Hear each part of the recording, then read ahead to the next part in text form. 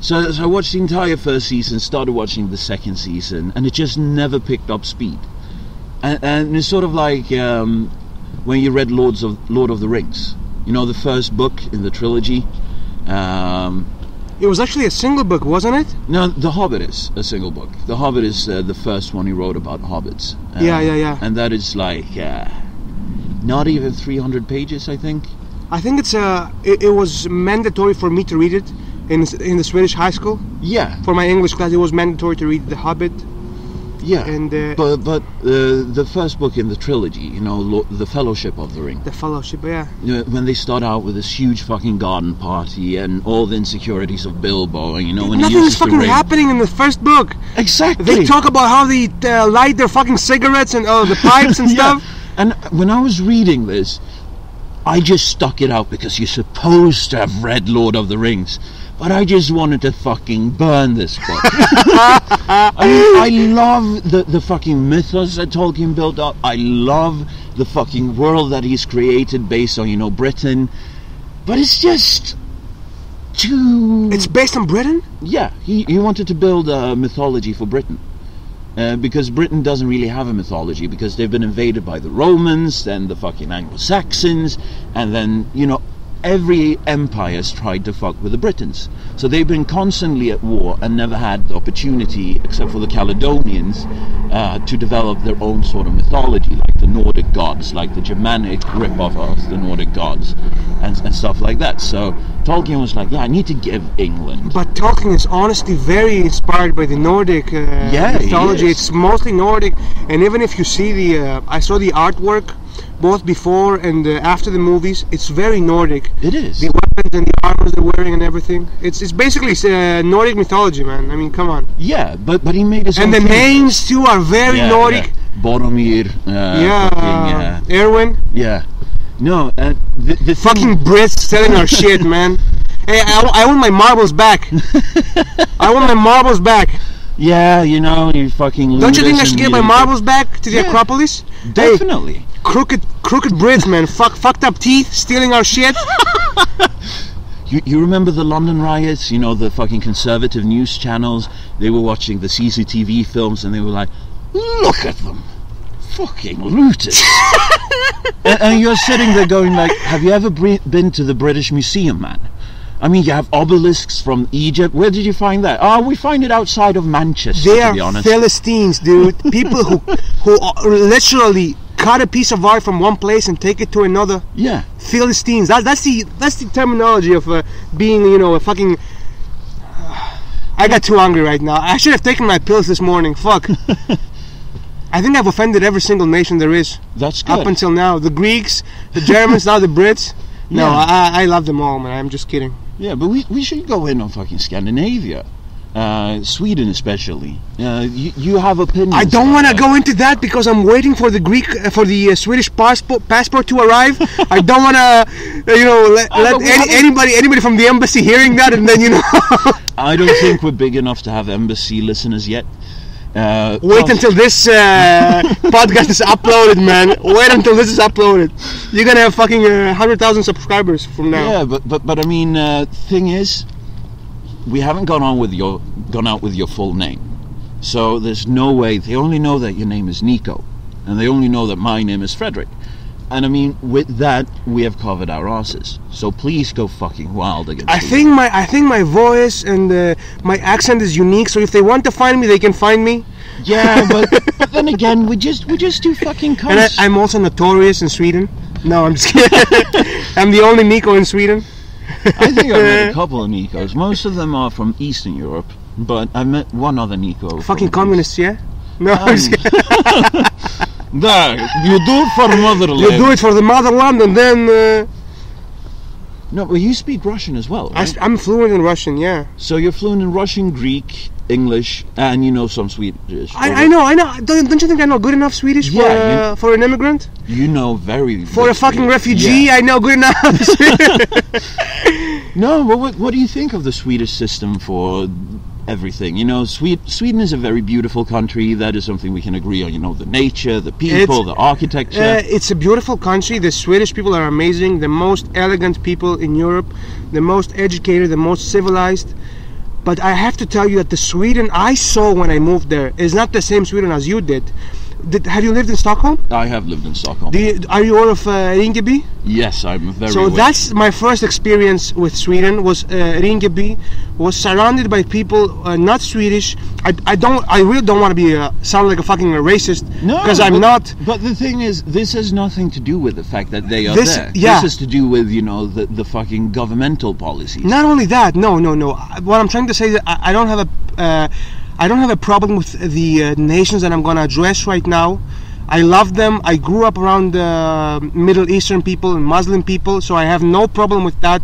Not Africans either. But the truth is that about Rinkeby, that when you get there, you are shocked by the people you see, because you see people from underdeveloped parts of Africa, like Somalia. Yeah. People from fucked up places like. Places that there's war, like Iraq, Syria now. So Syria now, yeah. I haven't been back since the Syrian war. When I left, it was mostly Iraqis and Somalis there. So those people are not even. Not only don't they speak English and Swedish, they're not even fluent in their own languages, and most of them are illiterate. So when I went to Rinkeby skolan, I was around people. I was the only European guy. Everybody around me was either Somali or from the Republic of Congo, and these people couldn't even write their own language. Democratic Republic of Congo, or I think it was the Belgian colony. Yeah, the Democratic Republic. Yeah, not the Republic. The Republic is actually going well. My roommate is from the Republic of Congo. And you know, there are loads of rich people there. They have a very stable society. They have a good educational system. And, you know, he came here to study, I think, economics as well. Economics? Yeah. That's nice. So he's this giant African dude. Dude, these guys are big, man. Those African guys? Yeah. They're big everywhere. No, and Steven, he basically, he has a story behind that. He was like, yeah, so, you know, I was dark-skinned Congo. Whereas many of my friends were light-skinned black. So I was like, dude, how do I get women? So I started working out, get broad shoulders, good chest muscle. Expose your dick. Yeah. You know, show that you got a big dick, you know. And you know, it really worked out for me. Actually, the people from Congo that I've met in Sweden were usually more educated than the rest of the immigrants. They spoke French, they spoke their own Lingala language, they could write both. Yeah, that is the Democratic Republic of Congo. Yeah, then yeah. Yeah, these were more educated. But the Somali people, who I have great respect for, because they come from the worst place in this in the world. The worst place in the world, really. Yeah. Somalia is the most underdeveloped place in this world. 90% of the school was Somalis, and they couldn't speak English, they couldn't speak Swedish, and they could barely speak Somali. Wow. And they have a different vision of the world than us, because they are heavily into Islam, and they're not as developed in other parts. So basically, in science class, when the teacher would say the world is this old, they would argue with the teacher, and they would say that the Quran says that it's not as old as you say it is, and they would argue about the sun and the moon and the sea. So it was shocking to me to have to experience that, and it was a very lonely part of my life. But then I moved out of Rinkeby thanks to my mom. Yeah. Where did you wind up? Blackeberry. Blackeberry is in where the Vällingby and yeah. The green line of the subway. The green line. The fucking environmentalist line. I used to live in fucking Enskede. You know where that is? No. If you just go the other way, almost all the way towards Farsta. Yeah. Then you pass Globen, and then you come to a stop called Blåsut, and then you have the next one, which I keep on forgetting. But that was where the guy was pushed down on the fucking tracks. Yeah. I remember that one. Yeah. I lived right between those two stops. I was fucking drunk in my friend's apartment that I stayed at back there when that happened. I think he was at work, and You were drunk? Yeah. But you're Swedish. Do you? Oh, yeah. I'm Swedish. Of course I was drunk. What do you expect? No, and they drink a lot in Sweden. Yeah, especially on weekends. During the week, we are, the respectable, clean, uptight, respectable, clean. Yeah. And it's sort of like, you are very irresponsible that are drinking a glass of wine in the middle of the week. And then fucking Friday comes, all hell breaks loose. Off with the tie, off with the shirt, on with the fucking street jeans, with fucking torn, on with, a fucking street button-up shirt, leather jacket on. They hit the fucking pub, they get shit-wasted, they get into fights, they puke outside, they go home with people that they usually wouldn't go home with, and, it's... Greek people! Yeah. Then Saturday comes, they order fucking pizza, 2-liter Coca-Cola, they lie and they're sort of like, oh, I'm never going to drink again. Then they eat the entire pizza, drink the entire 2-liter bottle of Coke, and then they're like, yeah, I'm going to hit the pub tonight again. And it's just fucking rinse and repeat all year around. And this is what I mean with the fucking class-based society. The class disparity in Sweden between the upper levels and the lower levels. The lower levels, they go out drinking Friday, Saturday. They fucking drink their heads up because they want to get away from everyday life. They just want to forget the miserable fucking week that they had. Going to fucking the grocery store, working there. Everyone is fucking depressed when you come in there. Except, the occasional fucked up guy that's like, hey, good to see you. Oh, you're buying milk today? Awesome. And you're sort of like, this guy is either high or else he's a retard. Maybe both. Yeah, maybe both. Maybe both. But just the class disparity in Sweden. I don't think it's a matter of class. Honestly, from my experience, it's a matter of lifestyle. And the truth is, all due respect for all you Swedish people out there, I love you, like I said, but it's a monotonous life in Sweden. Yeah, it's very monotonous. And to me, coming from Greece, it's the exact opposite in every way. Let's break Sweden down in a nutshell. Sweden is a very nice country. People are very polite, very civilized. No matter what you do to them, they will never disrespect you. In Greece, we are the exact opposite. Dude, you step on me, I'm gonna say a few things about your mother. I swear. But we're also friendlier than the Swedish. Yeah. Much friendlier, much more, outgoing. It's easy to get you. And Greece is a hostile environment. Somebody, if you bow and be polite in Greece, they're gonna smack your face clean.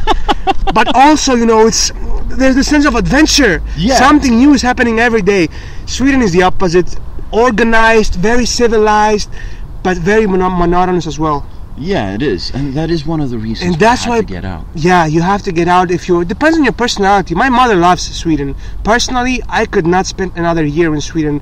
Every time I go back, and again, I love Sweden, but everything I have thanks to Sweden. And the fact that my mom has a different meal to eat every day, because back in Greece we used to eat pasta 3 days a week, every day of the month. I'm sorry, 3 days a day, 3 times a day, every day of the week. We used to eat pasta because of the fucking, financial, improsperity. It's fucked up back there, but it was diverse. You could have fun. In Sweden, everything is organized, everything is provided for you, but it's monotonous. And I could, every time I go back, I have this feeling that I'm stuck here. Yeah. That I won't get to go back to America. I had the exact same fucking. Like I have this fucking burden in my chest. I want to cry, man. Yeah. And usually I've been back once, and it was winter, and dude, for a week I was so depressed. I mean, I had this feeling that when I go back to America, they won't let me back in.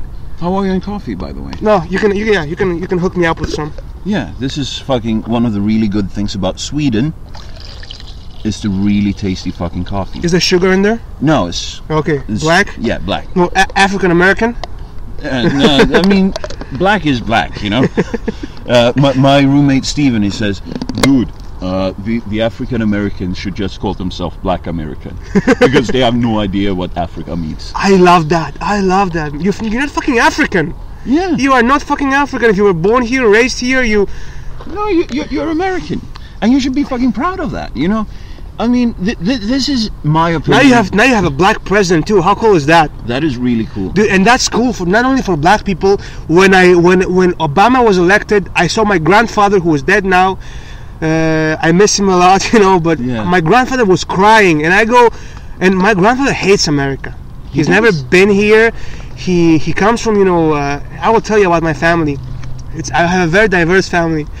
But my grandfather hated America. He was a socialist, to the bone, and anti-West, and he hated America. But when Obama was elected, I saw him crying, and I go, Grandpa, why are you crying? And he goes, you don't see, if a black guy can get elected in the most